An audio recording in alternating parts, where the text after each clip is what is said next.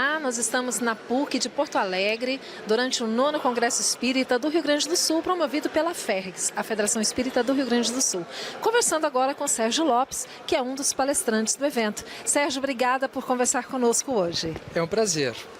E você abordou um tema que inclusive faz parte deste livro, que é o livro do Congresso, Espiritualidade nas Relações para Viver e Conviver em Paz, que fala sobre vida e morte como sendo aspectos de uma mesma realidade. O que isso quer dizer?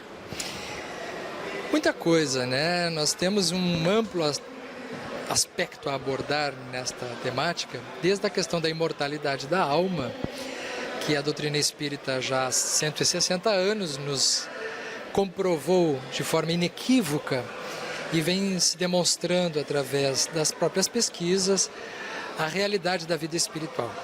Esse é um aspecto fundamental do tema. Mas na minha apresentação e também na abordagem do livro, eu trago alguns conceitos que são necessários do que se refere à questão de como nós aproveitarmos essa ideia de imortalidade frente também à realidade da nossa finitude física. Porque se é verdade que nós somos eternos enquanto espíritos, também é verdade que nós temos uma morte física. E essa morte física, ela é inexorável. E ela traz consequências importantes que não podem ser ignoradas na nossa vida. De tal modo que uma pessoa que acredite na continuidade da vida, ela pode, dependendo da sua postura interna, ter nisso uma perspectiva de continuidade que lhe dá esperança, que lhe dá vigor, mas em outros casos, outras pessoas podem adiar a felicidade para a vida seguinte. Pode deixar de fazer coisas que precisam ser feitas, ocuparem-se da sua vida como precisa ser ocupada na vida presente e utilizar o conceito de imortalidade para não viver a vida que tem agora. É um conceito muito delicado esse, parece uma coisa simples, mas não é. Freud já havia tratado em sua obra que muitas vezes a religião ela pode servir como uma tentativa do indivíduo de lidar com o seu desamparo, né? Com a sensação de desamparo. Então ele acaba não se envolvendo com as responsabilidades, com as realidades da sua vida física e conta apenas com uma espécie de premiação para a vida após a morte. Então, nesse sentido, a doutrina espírita traz uma proposta diferente, que é a de que esses conceitos eles sirvam para engrandecer o ser humano, que por sua vez precisa dar conta sim também da sua existência na vida física. Daí então o tema vida e morte, dimensões de uma mesma realidade. Quando nós falamos aí dessa imortalidade, nós sabemos que, dependendo da crença que a pessoa professa, ela pode entender isso de formas diferentes. Para o Espiritismo, o que isso representa, né? Essa morte do corpo, o que muda para o espírito? Isso depende do estado evolutivo de cada um, né? Conforme a vida que a pessoa tenha, será também a passagem que ela terá. Conforme os ensinamentos espíritas, uma pessoa que esteja mais encontrada consigo mesma, nos objetivos fundamentais que a vida se apresenta na sua existência, e moralmente trabalhando para crescer e respeitar a lei natural, tanto mais preparada ela estará para a morte física, que pode se dar de alguns anos ou a qualquer momento. Então não há um estado único, vamos dizer, que determine o tipo de morte. É a vida que determina o tipo de morte, né? E diríamos mais, que estarmos com esta realidade presente na nossa vida vai determinar a qualidade de vida que nós temos. Se eu souber que logo amanhã eu não estarei aqui, muito provavelmente hoje eu deverei aproveitar melhor o meu tempo, a convivência com as pessoas que eu amo, dar valor a coisas que às vezes ficam de lado.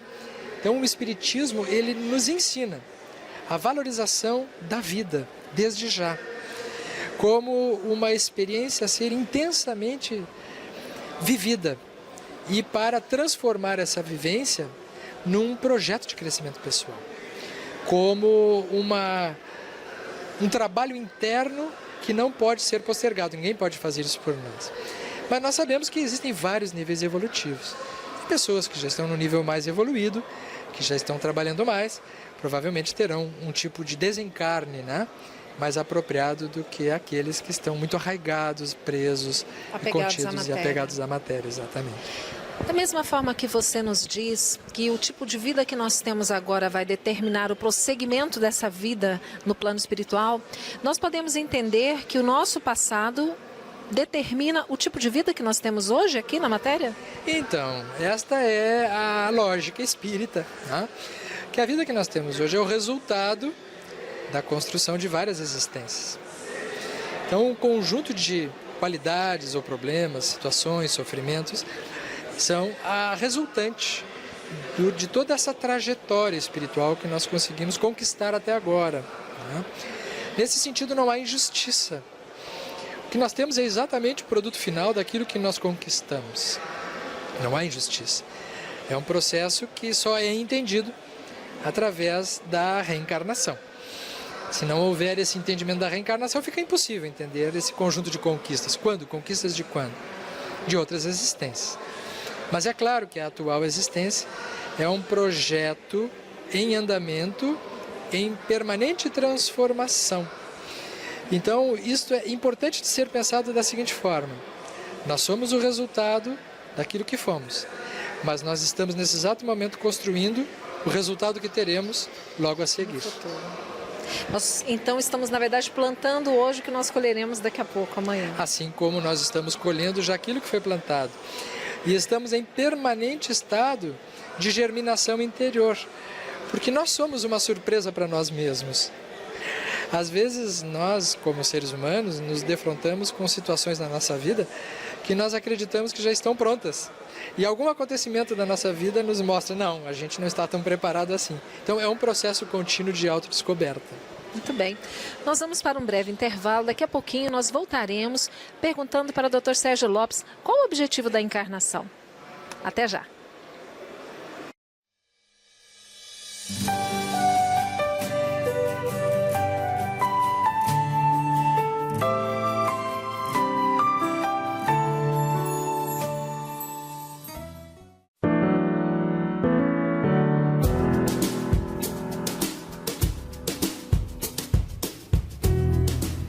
Você tem fé na vida?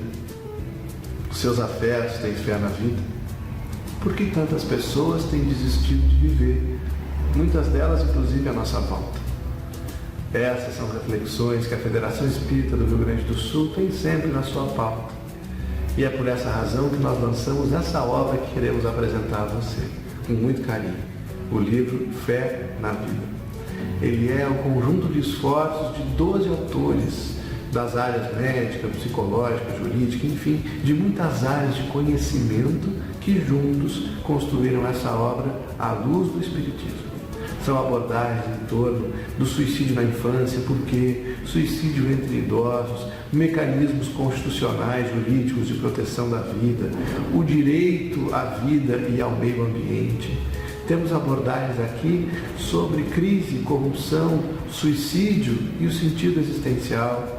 Vamos encontrar muitos autores nos trazendo respostas pelas quais nós temos ansiado há muito tempo. Leia, conheça essa obra, fortaleça a sua fé na vida e some-se a nós na preservação do bem mais precioso que recebemos de Deus. Um grande abraço e boa leitura.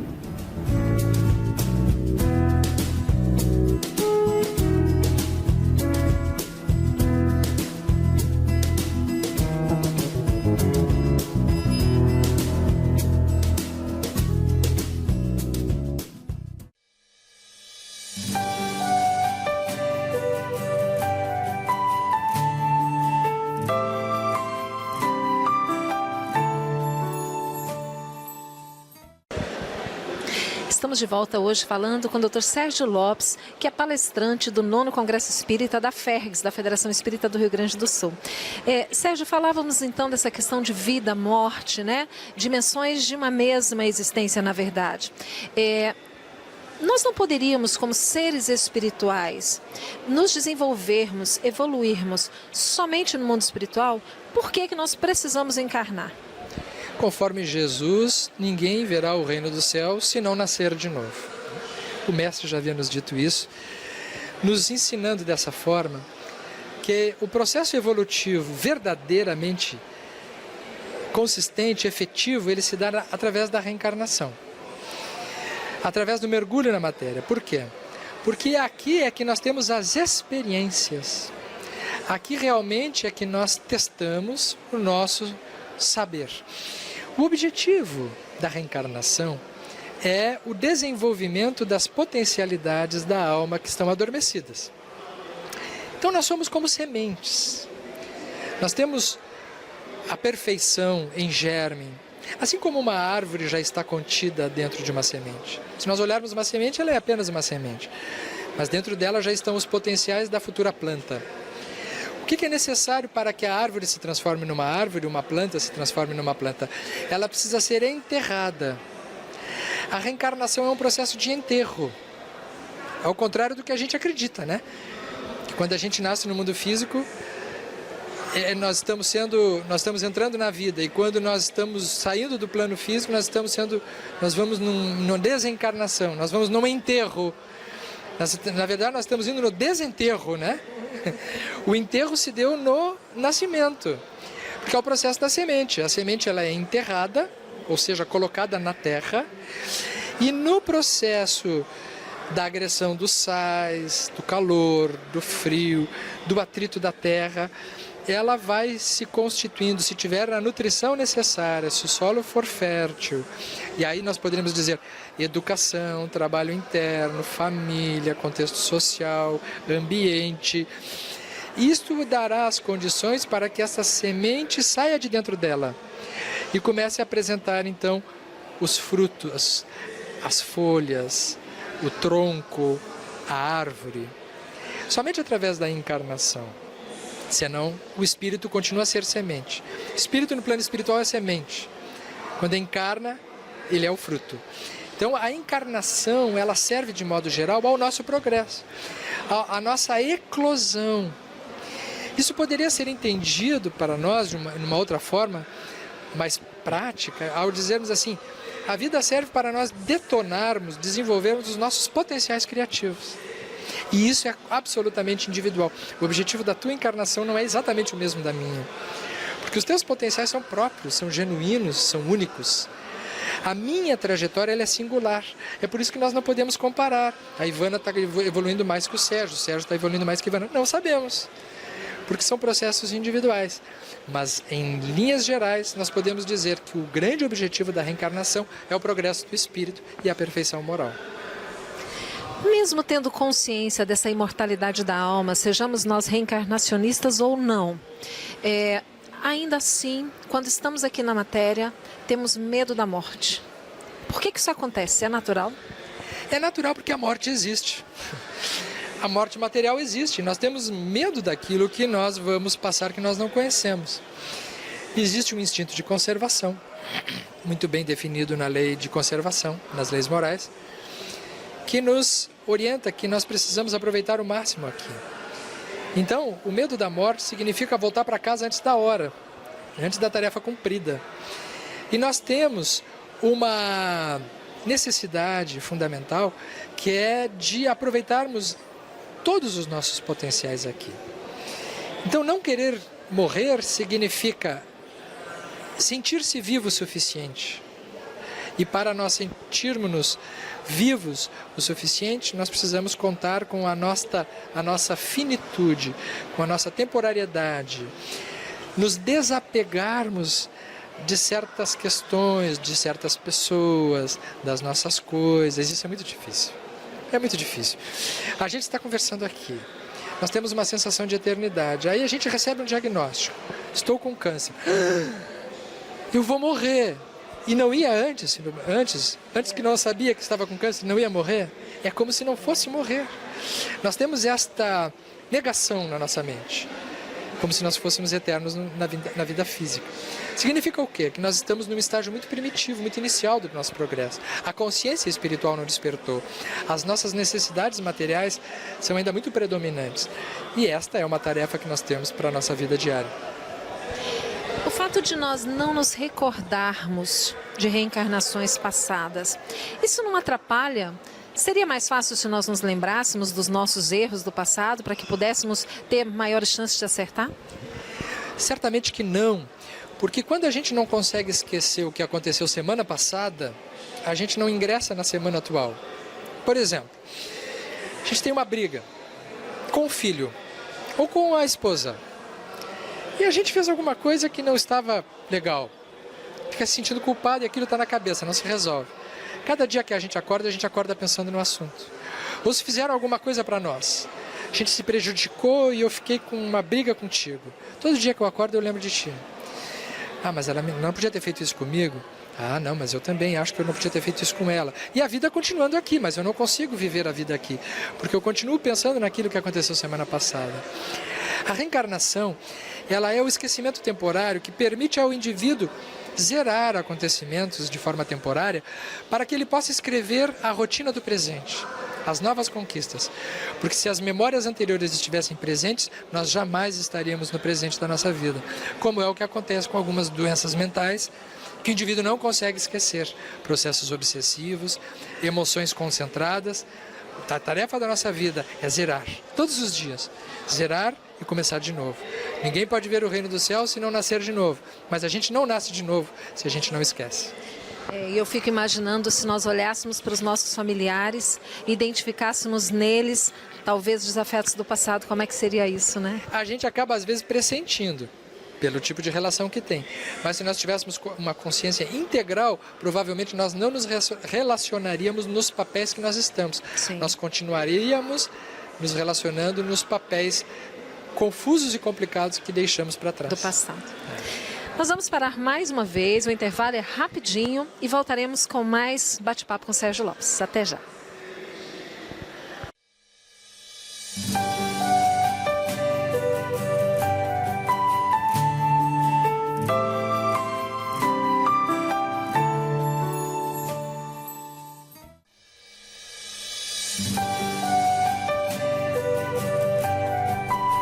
Vivemos um momento de transformação.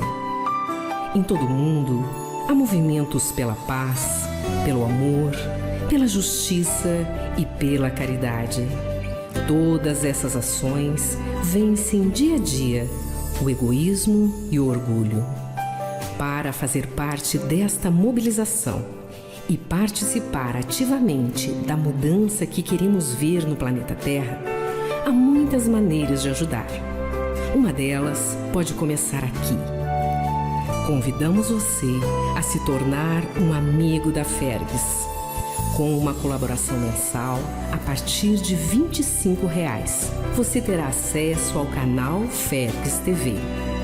São palestras, seminários, congressos, entrevistas e outros conteúdos exclusivos para o seu aperfeiçoamento e enriquecimento moral. Um material para assistir onde, quando e quantas vezes quiser, unindo praticidade e economia financeira. Ao aderir ao programa Amigos da Fergs, você terá a oportunidade de promover a fraternidade, a assistência e promoção social espírita e ainda disseminar valores morais positivos. Além de ter acesso aos vídeos da Fergs, você também poderá contar com outros benefícios. Contribua mensalmente com um valor a partir de R$ 100 e receba periodicamente em sua casa as edições da revista A Reencarnação e do jornal Diálogo Espírita, juntamente com os lançamentos da editora Francisco Spinelli Fergs. A partir do 3º mês de adesão, você ainda vai poder frequentar gratuitamente os eventos estaduais e congressos promovidos pela Federação. Faça parte desta grande família e contribua para a manutenção de nossas atividades. Una-se à Fergs, que há quase 100 anos trabalha para a difusão do Espiritismo e a unificação do movimento espírita no Rio Grande do Sul. Jesus é um socorro do céu. Tardar na sua mensagem é delongar o desespero dos homens.